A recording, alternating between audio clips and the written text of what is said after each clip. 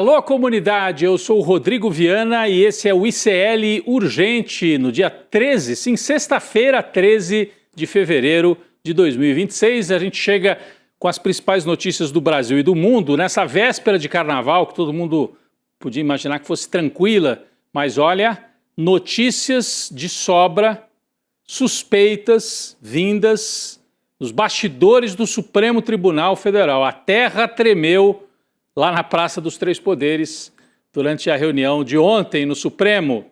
Então a gente chega com as principais notícias, atualização e análise dos fatos, sempre às 5 horas da tarde, sempre com a gente, a Laura Couto, na redação do ICL. Boa tarde, Laura, na véspera de carnaval. Boa tarde, Rodrigo.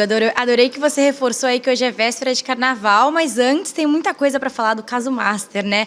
Boa tarde para você que está nos assistindo pelos canais do Instituto Conhecimento e Liberty, Eduardo Moreira no YouTube e também pelos nossos canais parceiros. Aproveita, deixa seu like, se inscreve no nosso canal e também comenta de onde você está assistindo o ICL Urgente hoje, véspera de carnaval. Vamos lá, Rodrigo. Vamos embora. Boa tarde para você que mora nesse país em que o clima no STF só piora.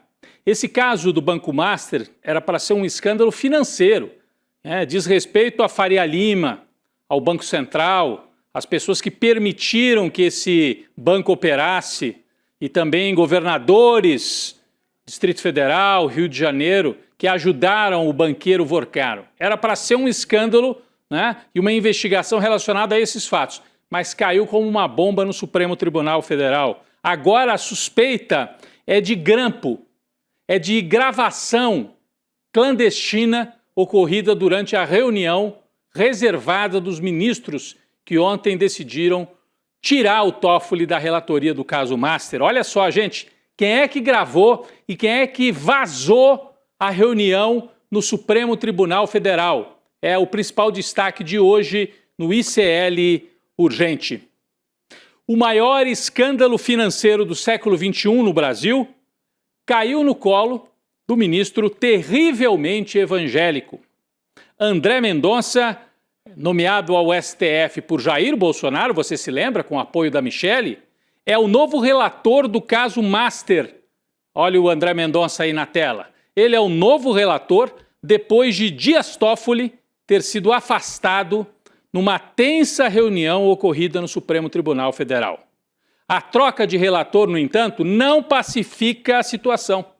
O clima na corte é de conflagração. A suspeita séria, e nós vamos mostrar aqui por que a suspeita é tão séria, de que a reunião de ontem, que decidiu pela saída do Toffoli, a reunião teria sido gravada, já que trechos literais, trechos inteiros, vazaram para a imprensa. Nós vamos trazer todos os detalhes sobre isso a partir de agora no ICL Urgente. Começando pela reunião de ontem, que foi convocada pelo presidente Edson Fachin, ele é o presidente do Supremo, em meio às suspeitas apontadas pela Polícia Federal de ligações entre Dias Toffoli e Daniel Vorcaro, o dono do Banco Master. Então, diante dessas suspeitas, a Polícia Federal entregou um relatório, o Fachin convocou a corte para decidir. O que vamos fazer? Ao final de uma longuíssima reunião no Supremo, os ministros divulgam uma nota. E eu vou trazer aqui 2 trechos dessa nota para a gente observar. O começo e o fim. Podemos colocar aqui no telão, por favor, a primeira parte desta nota que foi divulgada e assinada por todos os ministros. Os ministros reconhecem a plena validade dos atos praticados pelo ministro Dias Toffoli na relatoria do caso. Eles dão um número, mas é o caso Master. Expressam neste ato apoio pessoal ao excelentíssimo ministro Dias Toffoli, respeitando a dignidade de sua excelência, bem como a inexistência de suspeição ou de impedimento. Anote-se que sua excelência atendeu a todos os pedidos formulados pela Polícia Federal e a PGR. Então, isso aqui, esse trecho da nota era para dizer assim, não há suspeição contra o Toffoli, porque havia alguns ministros que queriam declarar a suspeição dele. Então, os ministros primeiro afagaram o Toffoli. Não há suspeição, os atos dele foram todos legítimos. Só que, vamos para o final da nota agora, depois de dizer que estava tudo certo, os ministros, num outro trecho da mesma nota, dizem assim, registram, eles próprios, que a pedido do ministro Dias Toffoli, levando em conta sua faculdade de submeter à presidência questões para o bom andamento dos processos e considerados os altos interesses institucionais, a presidência do Supremo, ouvidos todos os ministros, acolhe comunicação de Sua Excelência quanto ao envio dos feitos respectivos sob sua relatoria para que a presidência promova a livre redistribuição. Vamos falar em linguagem de gente normal e não em juridiquês? Tá tudo bem com o Toffoli, ele não é suspeito, só que, para preservar a instituição e a pedido dele, estamos tirando o Toffoli do caso e redistribuindo para outro ministro. Curioso, né? Muito curioso, né? Que eles digam, tá tudo bem, só que não. A nota é burocrática e deixa uma questão, assim, essa dúvida irônica. Se estava tudo certo, por que Toffoli pediu para sair? É a pergunta que fica. Não cola. As duas partes da nota não se juntam. Bom, a gente sabe que não estava tudo certo, especialmente durante a reunião no STF, e aí a Laura Couto chega para trazer alguns dos bastidores desta reunião que decidiu pela saída do Toffoli. Laura Couto. Rodrigo, obviamente a reunião de ontem foi marcada por um climão entre os ministros do Supremo, né? Segundo relatos feitos à reportagem do Globo, o encontro a portas fechadas começou com um clima pesado e também de tensão geral. Além disso, o Toffoli inicialmente não queria abrir mão do caso Master, mas depois foi convencido a deixar a relatoria depois de muita discussão. E esse climão só começou a mudar depois disso, quando o Toffoli indicou que aceitava sair do caso. Esse gesto foi interpretado como um alívio geral e também permitiu a construção de um meio termo ali, consolidado nessa nota que a gente acabou de ver, Rodrigo. Um meio termo que, na minha forma de ver, fica claro que uma parte não se coaduna com a outra. Se está tudo bem, por que o Toffoli está saindo? Bom, quem parece que foi o craque do jogo, né, o sujeito que costurou, ou que sugeriu esta saída intermediária, foi o ministro Flávio Dino. Ele é que sugeriu que a Suprema Corte se posicionasse contra a suspeição para não lançar o Toffoli às feras, né? Então salvou a honra pessoal do Toffoli, mas ao mesmo tempo sugerindo que ele se afastasse da relatoria. Tá a manchete aí na tela. Flávio Dino foi peça-chave na decisão de Toffoli de deixar a relatoria do caso Master. Além disso, Dino ajudou a costurar uma posição consensual para defender firmemente também a pessoa física e a honra do ministro Dias Toffoli, que está sob suspeita de ter puxado o caso para si pela proximidade que ele teria com a turma do Banco Master. Aí está o Dino na tela, mas mais importante, na saída da reunião, Toffoli passou diante dos jornalistas em silêncio, evitou responder as perguntas e só disse o seguinte: excelente a reunião, foi tudo unânime. E depois a gente vai ver os bastidores e ver que não foi bem assim. Bom, a gente tem um vídeo do momento em que o Toffoli sai da reunião, um vídeo que foi cedido pelo veículo de notícias J e que nós vamos reproduzir agora. É um vídeo de 30 segundos. Vamos assistir. Ministro, como é que o senhor recebeu essa decisão? Boa noite. Como o senhor recebeu essa decisão, ministro? Fala um pouquinho com a gente, ministro. É a melhor saída, ministro? Vai sair do caso, ministro? Por que motivou isso, ministro? Como foi a reunião, ministro? O clima foi bom? Excelente. Dá uma palavrinha, ministro.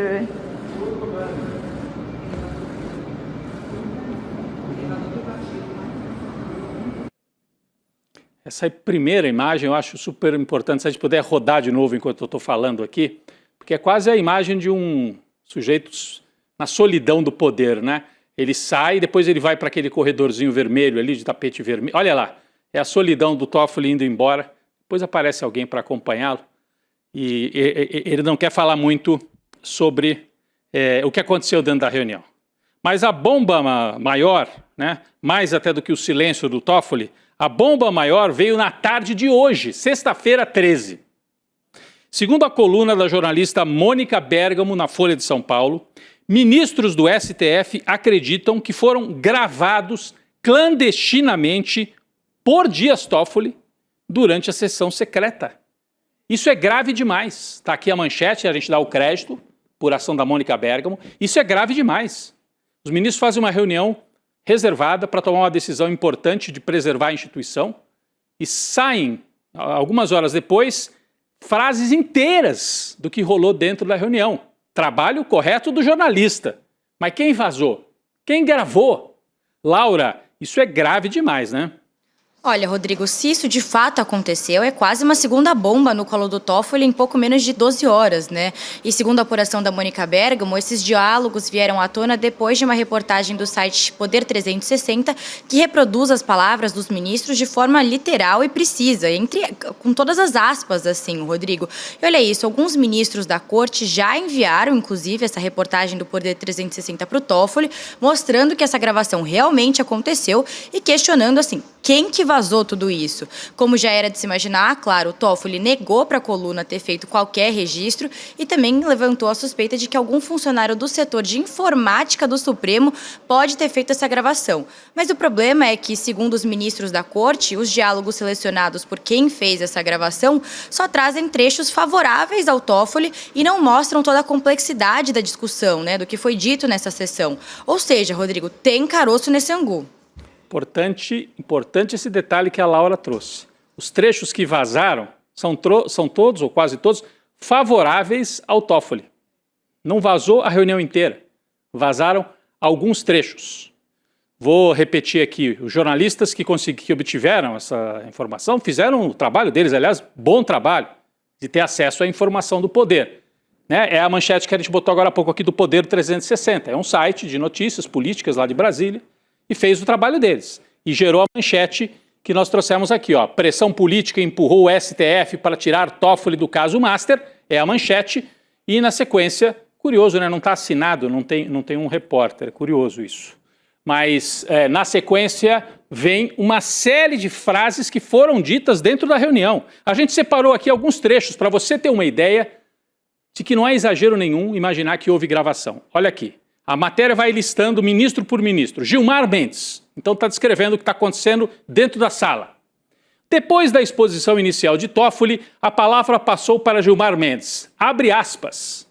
Eu acho que o que está por trás disso é que o ministro Toffoli tomou decisões ao longo do seu tempo, nesse caso, que contrariaram a Polícia Federal. E a Polícia Federal quis revidar. Gente, são aspas, é uma frase inteira do que o Gilmar teria dito. Segue o Gilmar Mendes, a próxima. Está aqui, ó. Nesse momento, Gilmar Mendes fez uma intervenção. Nós não estamos aqui para discutir código de ética. E aí ele estava se referindo ao código de ética proposto pelo Fachin, né? Toffoli respondeu que só estava falando sobre código de ética, uma bandeira de Edson Fachin, porque, abre aspas, gostaria de deixar claro que não tinha receio. Inclusive, abro as minhas contas bancárias, disse o Toffoli. Mas isso é para estar no código de ética. Eu não vou abrir sozinho as minhas contas, disse o ministro Toffoli para o Gilmar Mendes. Tem mais, gente. Isso aqui é só um trecho. Carmen Lúcia. Vamos trazer um trecho aqui da Carmen Lúcia? Também a mesma reportagem teve acesso ao que disse a Carmen Lúcia na reunião reservada dos ministros. A ministra diz o seguinte, abre aspas, todo taxista que eu pego fala mal do Supremo. A população está contra o Supremo. Ela disse que tinha confiança em Toffoli, mas era necessário pensar na institucionalidade, sempre entre aspas. Segue. Alexandre de Moraes é o próximo a ter a sua fala na reunião reservada, vazada, quase que integralmente. Moraes disse que é amigo de Andrei Rodrigues, que é o diretor da Polícia Federal, mas que o seu voto seria a favor de Toffoli. Ele falou em defesa da institucionalidade, tal. Bom, a gente tem aqui mais um trecho. O próximo trecho que nós temos aqui é do Nunes Marques, ministro também nomeado pelo Bolsonaro, que estava nessa reunião, né? Estavam todos os ministros do STF. Podemos colocar então o próximo. Olha aqui, ó. No meio de sua fala, Nunes Marques diz que fazer uma sessão extraordinária admitindo a arguição de suspeição contra o Toffoli seria incabível. Abre aspas. Isso é um absurdo. O juiz da comarca do interior passará a ser comandado pelo delegado local se aceitarmos esse tipo de situação. Acabou o Poder Judiciário do Brasil. O senhor Fachin não pode colocar em votação a arguição, disse o Nunes Marques. Trecho inteiro.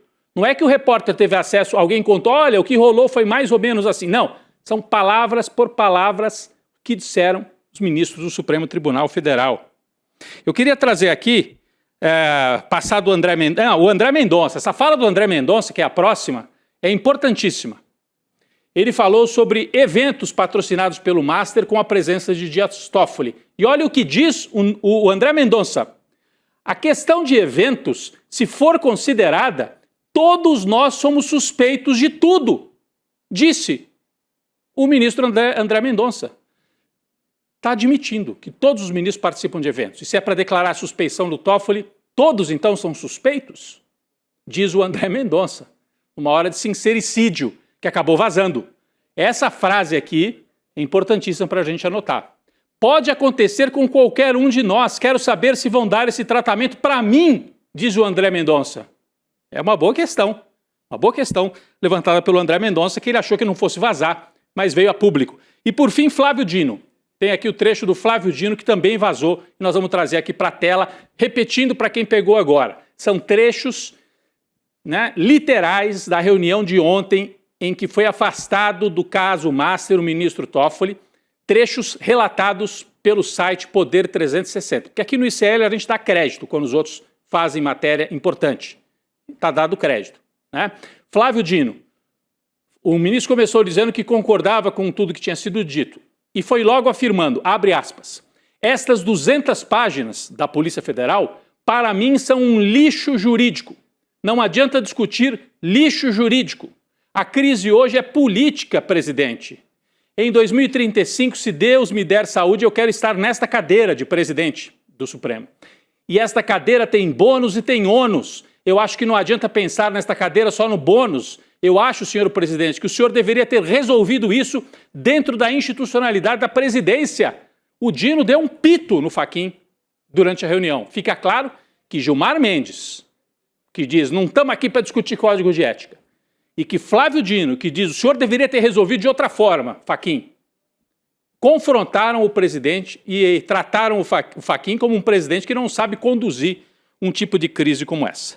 Importante. Trouxemos aqui para você entender. Alguém gravou, alguém vazou. Quem é que gravou? São falas literais. Não tem como a reportagem ter tido acesso a isso tudo, com essa precisão, sem uma gravação. Nos corredores do STF, a situação é de perplexidade e de muito desconforto, é claro. O resumo da ópera, quem fica agora com o caso é o André Mendonça, terrivelmente evangélico. A escolha do ministro foi feita por sorteio logo após Dias Toffoli pedir para sair. A partir de agora, os próximos passos do caso Master estão na mão de Mendonça. E ele já começou a agir nesta sexta-feira. Quem traz mais detalhes é a Laura Couto. Rodrigo, o ministro André Mendonça convocou hoje uma reunião com todos os delegados da Polícia Federal que atuam nas investigações do Banco Master. A ideia é ter um panorama geral da investigação, um balanço do que já foi feito e também dos próximos passos. Vale lembrar que a forma como se deu toda essa saída do Toffoli do caso permite sim que a investigação não volte à estaca zero. Isso porque se o Toffoli fosse considerado suspeito ou impedido, todas as decisões assinadas por ele até aqui seriam automaticamente anuladas. Isso inclui os depoimentos já colhidos, a acariação entre banqueiros, inclusive a acariação do Vorcaro, e os mandados de busca cumpridos que não teriam mais validade, Rodrigo. Então isso explica, Laura, por que eles fizeram questão de, na nota, dizer tudo que o Toffoli fez está mantido, ele agiu corretamente em tudo, para não desfazer toda a investigação. Bom, com o caso Master sob sua guarda, André Mendonça passa a concentrar 2 investigações de repercussão nacional no seu gabinete. O ministro também é responsável pelo inquérito que investiga as fraudes do INSS. Ou seja, André Mendonça passou a ser um dos magistrados mais poderosos do STF. O potencial do estrago pode ser grande, hein? A oposição bolsonarista comemorou que o nome sorteado tenha sido de André Mendonça. Nas redes sociais, Nicolas Ferreira, Sóstenes Cavalcante, Sérgio Moro exaltaram Mendonça como um magistrado mais isento para lidar com a questão.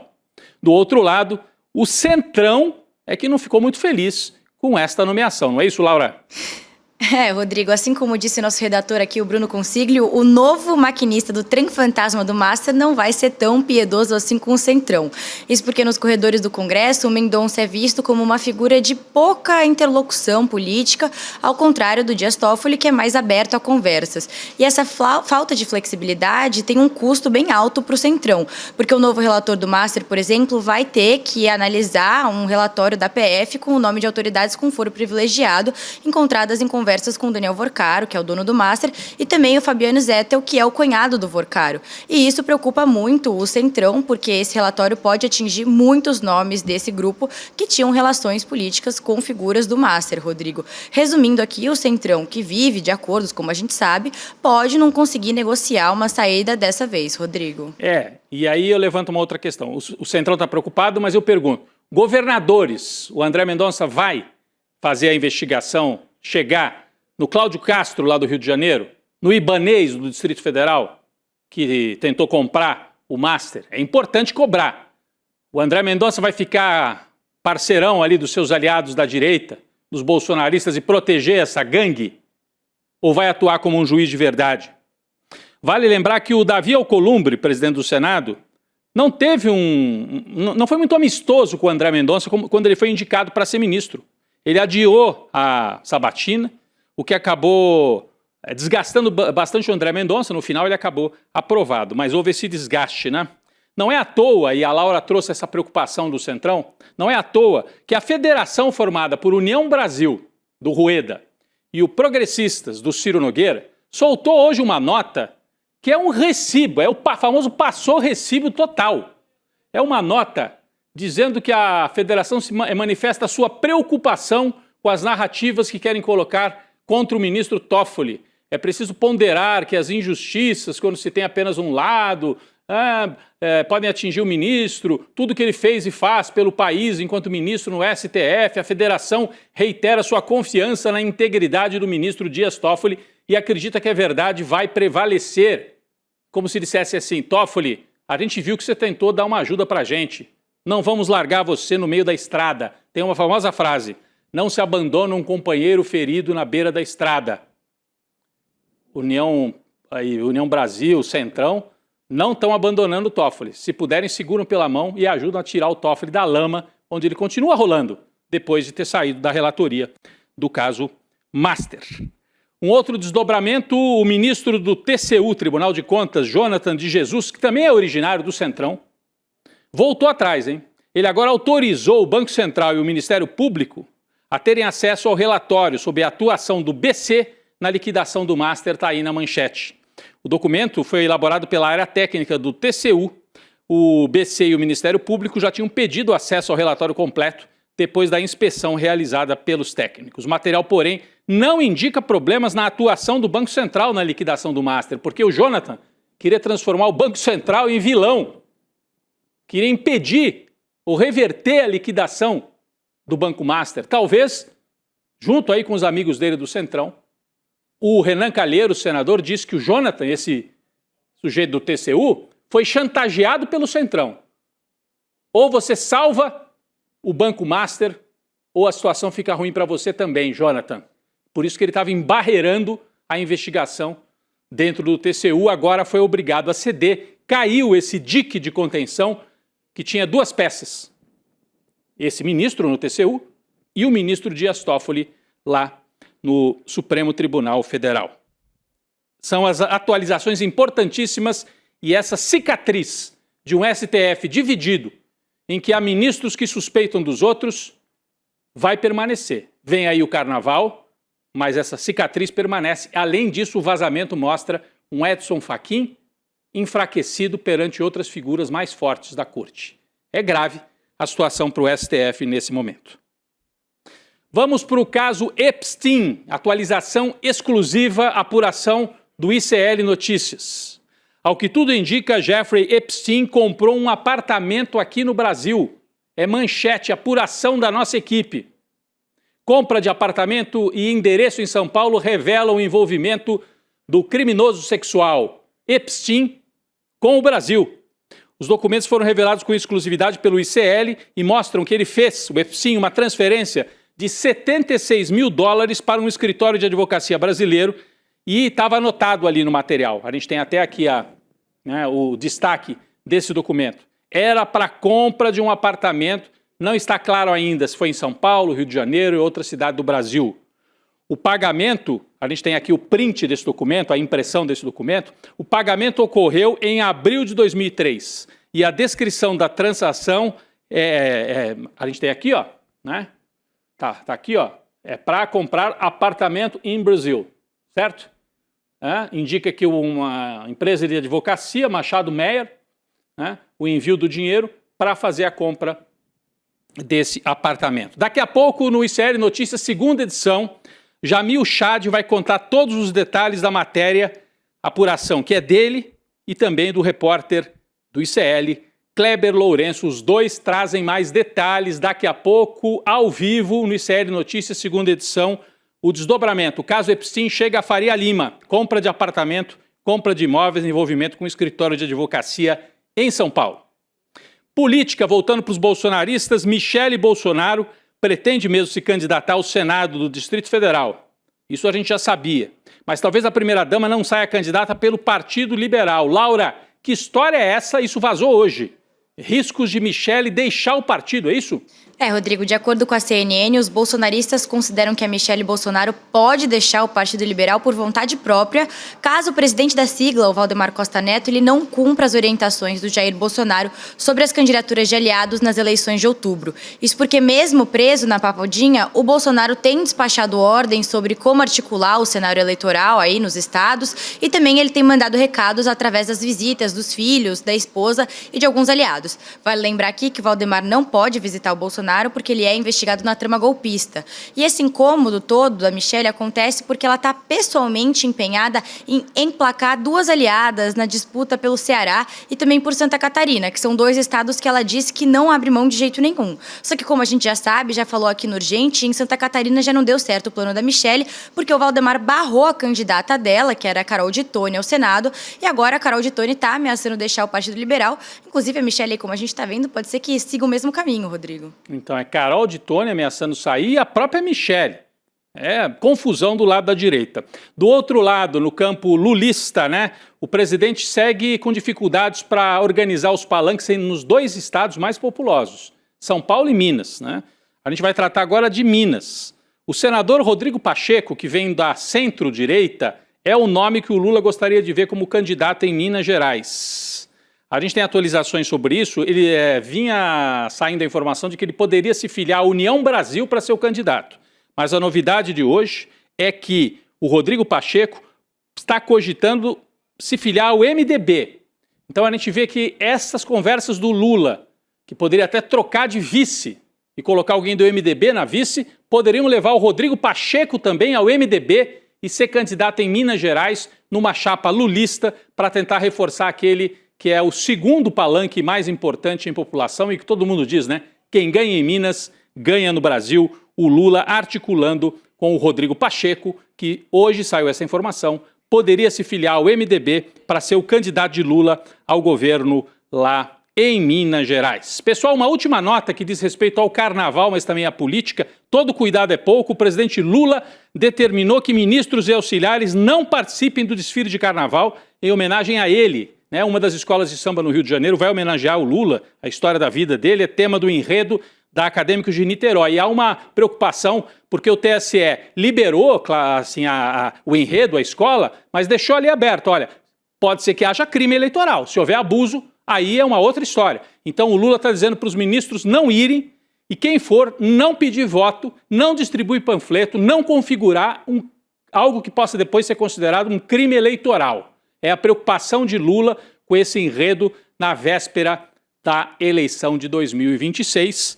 O TSE sinalizou que ele pode ser punido, a risco de propaganda eleitoral antecipada, e vem aí a determinação para toda a turma do PT para evitar problemas na Sapucaí no desfile do próximo domingo. Laura, bom carnaval para você, para todas e todos que nos acompanham. Eu sei que você tem uma agenda lotada aí no carnaval. São Paulo, Rio, sei lá mais aonde. Valeu, Rodrigo. Tô animada. Bom carnaval para você e todos os nossos espectadores. É isso, pessoal. Um ótimo carnaval. Mas antes disso, eu quero deixar um convite aqui. Um beijo para a Laura. Deixar um convite aqui.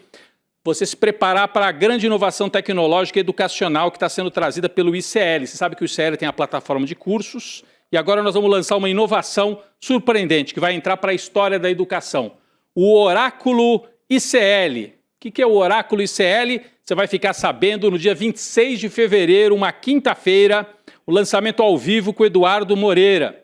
Vamos revelar uma nova forma 100% personalizada de aprender e colocar em prática todo o conhecimento do que está no ICL. Será que é inteligência artificial? Será que é uma forma de pesquisar o conteúdo que está ali no ICL e trazer para você? O Edu vai apresentar isso no próximo dia 26 de fevereiro, no lançamento ao vivo do Oráculo ICL. Como é que você garante sua vaga nesse dia? iclurgente.com.br. iclurgente.com.br, você se inscreve para ouvir, acompanhar, entender melhor o que é essa ferramenta que está sendo proposta pelo ICL e pelo Eduardo Moreira. Vem aí o ICL Notícias, segunda edição. Daqui a pouco eu estarei por lá. Chico Sá, a Gabi Varela, toda a nossa equipe, Juliano Medeiros, convidados especiais. Daqui a pouquinho eu estarei por lá. Um abraço, gente.